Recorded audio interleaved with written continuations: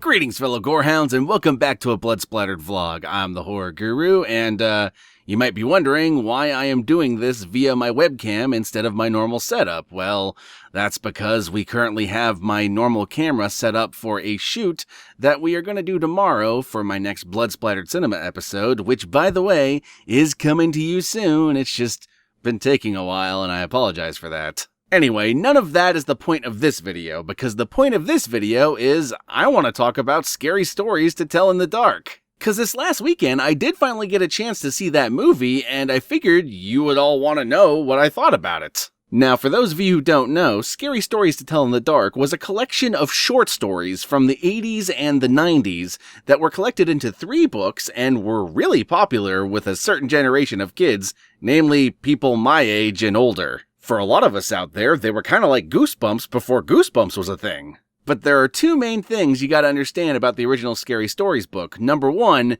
parents fucking hated them and protested the shit out of their existence and tried to get them pulled from schools, which naturally just made them all the more desirable for kids like me. And the second thing you gotta understand is that while scary stories were indeed scary stories, the thing that actually freaked most of us kids out when we read those books was less the actual stories and more the awesome illustrations that came with them. And it's because of those creepy-ass illustrations that when they announced they were gonna make a Scary Stories to Tell in the Dark movie, I was really fucking excited. Because if they managed to capture just a fraction of the creepiness of the images in the book, then you would have one hell of a scary movie. Especially one hell of a scary movie for kids, which this movie is. And then they announced not only are they making a Scary Stories movie, it's being produced by Guillermo del Toro, a perfect fucking choice to direct the movie if you ask me, and being directed by the director of The Autopsy of Jane Doe,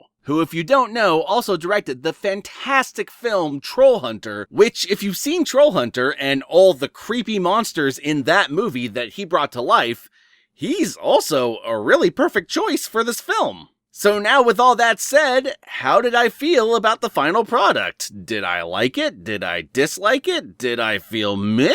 And I am happy to report that I enjoyed the shit out of this movie. This movie is a really good, scary, creepy children's horror movie. And I emphasize the children part of that equation simply because if you're an adult, it's obviously not going to be as scary for you as it is for a little kid. And in that sense, it's a movie kind of in the mold of like a Gremlins or The Gate. Movies that kind of have a PG-13 threshold of how far they can go, but they push that threshold as far as they can, even though I know that Gremlins is not actually PG-13, but you get what I'm saying. But there is a couple things I should tell you before you go into this movie, and one of those things is that this is not an anthology movie. Which is really weird because the book is a collection of short stories, but the movie is actually a movie with a protagonist and a journey and an actual through line from start to finish. And it just so happens that this protagonist, over the course of the movie, ends up encountering a lot of scary stories. Now, there is more to it than that, but I'll get to that when we get to the spoilers. Anyway, yeah, the way I've been describing this movie is that somewhere in between Stephen King's It and Trick or Treat, this movie lies, but for kids. Because structurally, it has a lot in common with a movie like It, where you have like a group of kids dealing with some sort of supernatural force that is causing all these awful things to happen around their town. But unlike It, the supernatural entity that is affecting their town is causing all these stories to come to life. So the movie ends up doing this amazing job of having its cake and eating it too. It is both having the anthology story thing kind of happening, but with an actual narrative that's stringing it all together. It's really weird, and I don't know if I'm properly describing it, but hopefully you get the idea. And I gotta say, as much as I really loved that Goosebumps movie from a few years back, this movie is a way better adaptation of Scary Stories than that movie was of Goosebumps. Cause the Jack Black Goosebumps movie was way more of a summer blockbuster that just happened to utilize the Goosebumps characters. Whereas this movie is a full-on horror movie utilizing all these scary horror stories. And believe you me, even though it's intended for kids, there was some things that happened in this movie that got me.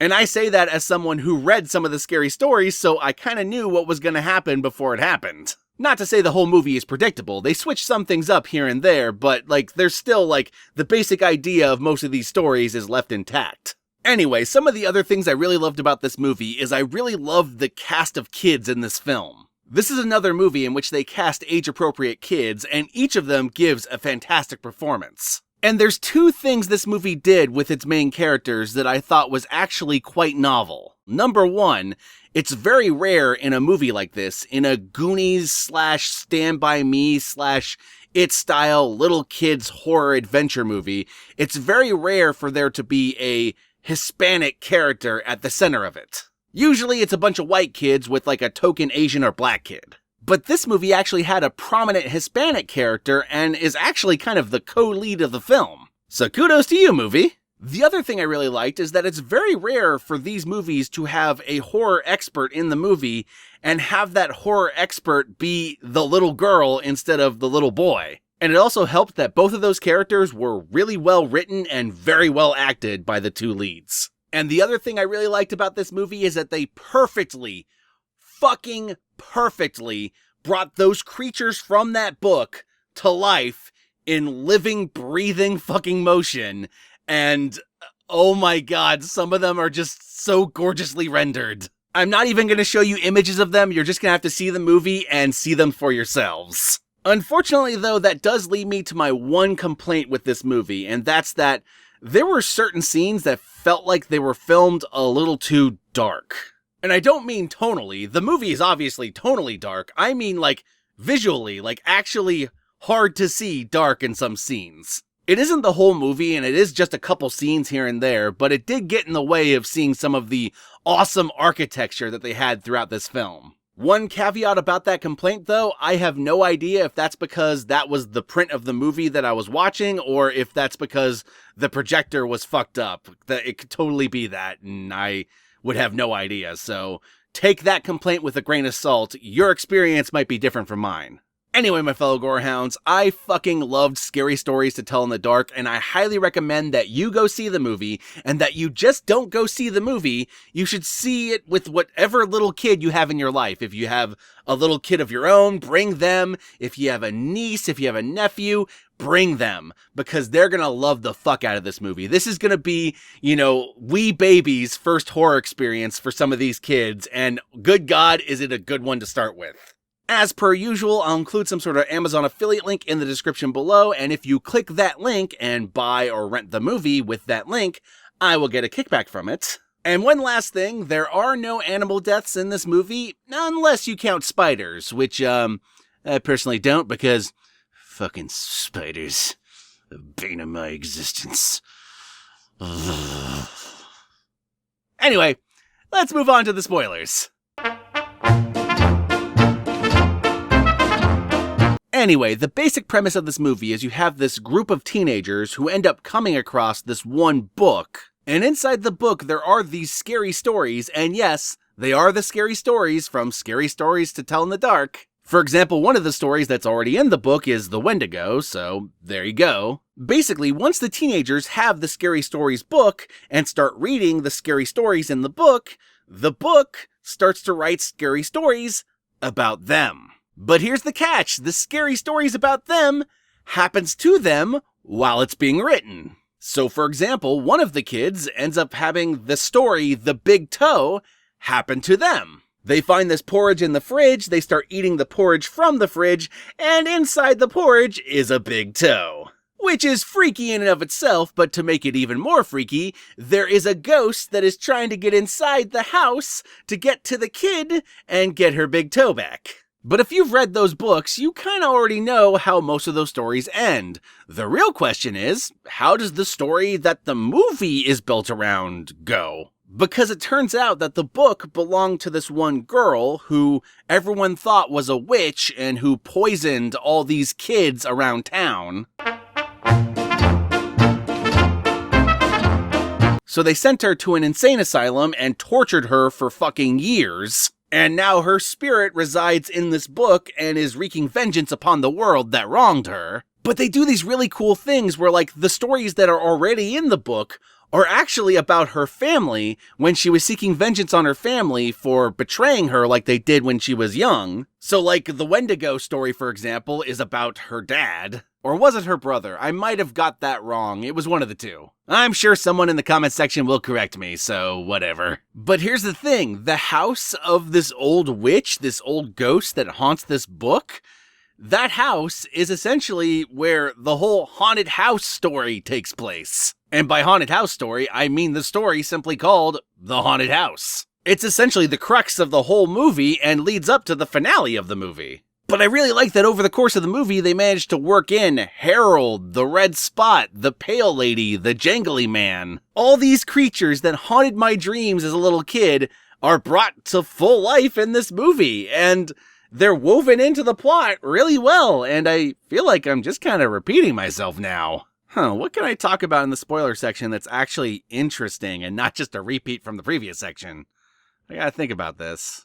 Oh yeah, one thing I can talk about that's a total spoiler is one of the things that the movie does throughout the entire movie and is actually a really interesting, like, creative choice. Because this movie is set in the late 60s on the eve of the Nixon election. And I love that if you know the history of what happened with Nixon, you know what kind of dread that kind of builds over the course of the movie, and it's not even a horror story, that's just real life. And the filmmakers did a good job of interweaving this into the story and reminding you of when and where this is taking place. And this actually becomes very important because it becomes part of actually one of the main characters, Ramon's story. He's not just the Hispanic character who's being treated like poorly because of his race.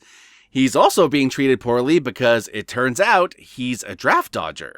And this kind of gives this movie this extra layer, this extra depth that I'm still kind of chewing on days later. Like, they totally could have made this movie without that socio-political element, but by including that element, it just elevates the movie all the more, because now it's not just this scary coming-of-age story about these kids encountering this really real horror. There's also this real-world horror element that's looming in the background, because this kid, the 17-year-old kid, he's going to be sent off to war by the end of this story because he can't dodge forever. And I kind of like this metaphor throughout this movie of these kids encountering this horror from the past that's a result of their parents and their grandparents fucking up. And they're now reaping the ramifications of that. They're dealing with the sins of the father. And you have that juxtaposed with this Vietnam War Nixon angle. And damn, movie, you didn't have to go there, but you did. And I thank you for it. As per usual, be sure to like, comment, subscribe, and don't forget to ring that notification bell so that you're notified of my videos immediately upon their upload. And, check out my Patreon. I put that in the description below. And if you decide to go the Patreon route, know that even $1 a month can go a long way. And if you've been listening to this last, quarter of this vlog, you now understand why I include so many jump cuts in my solo vlogs, because my thought process is so incoherent and rambly and all over the place, and I stumble over my words, and it's just an awful fucking mess. But I decided to include it in my edit of this video because now you know, and knowing is half the battle, and god damn it, I need to go get some sleep. Peace out, my fellow gorehounds. I'll catch y'all later.